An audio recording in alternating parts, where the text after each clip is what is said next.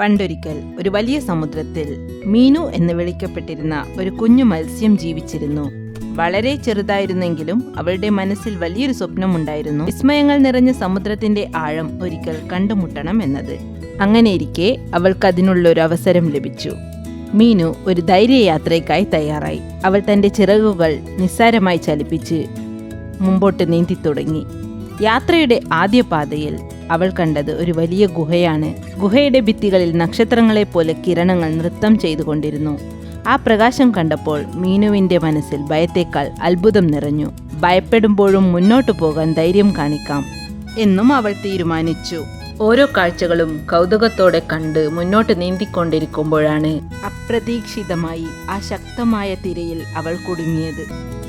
ആദ്യം ഒന്ന് പേടിച്ചുവെങ്കിലും പിന്നെ എങ്ങനെ അതിനെ മറികടക്കാമെന്ന് മീനു ചിന്തിച്ചു. തിരമാലയുടെ താളം മനസ്സിലാക്കി അവൾ അതിന് അനുയോജ്യമായി നീന്തി അതിലൂടെ ഒഴുകിപ്പോകാൻ കഴിയുമെന്ന് തിരിച്ചറിഞ്ഞു. ചിലപ്പോഴൊക്കെ പ്രശ്നങ്ങളെ ശക്തിയായി തള്ളിക്കളയേണ്ടതില്ല, ജ്ഞാനത്തോടെ നേരിടാനും കഴിയുമെന്ന് ഈ യാത്ര അവളെ പഠിപ്പിച്ചു. തുടർന്ന് മീനു എത്തിയത് ഒരു വലിയ ആമയുടെ മുന്നിലേക്കാണ്. ആ ആമയുടെ പുറത്ത് ചെറുജീവികൾ സുഖമായി വിശ്രമിക്കുന്ന കാഴ്ച മീനുവിനെ സന്തോഷിപ്പിച്ചു.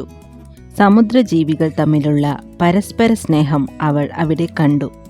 പിന്നീട് ആമയും അവളുടെ കൂടെ കൂടി. തുടർന്ന് രണ്ടുപേരും നീന്തിക്കൊണ്ടിരിക്കുമ്പോൾ അവർ ആ കാഴ്ച കണ്ടു. പൊട്ടിയ മീൻവലകൾക്കുള്ളിൽ ഏതാനും ചെറുജീവികൾ കുടുങ്ങിക്കിടക്കുന്നു. ആ കാഴ്ച അവളെ വല്ലാതെ വിഷമിപ്പിച്ചു. അവൾ തൻ്റെ ചെറിയ ശക്തി ഉപയോഗിച്ച് അവർ ഓരോരുത്തരെയും മോചിപ്പിച്ചു.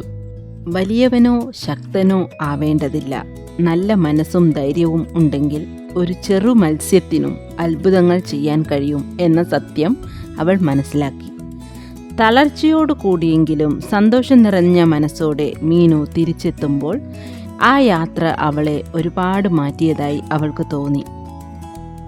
കഥ ഇഷ്ടപ്പെട്ട സബ്സ്ക്രൈബ് ലൈക്കും ചെയ്യണേ.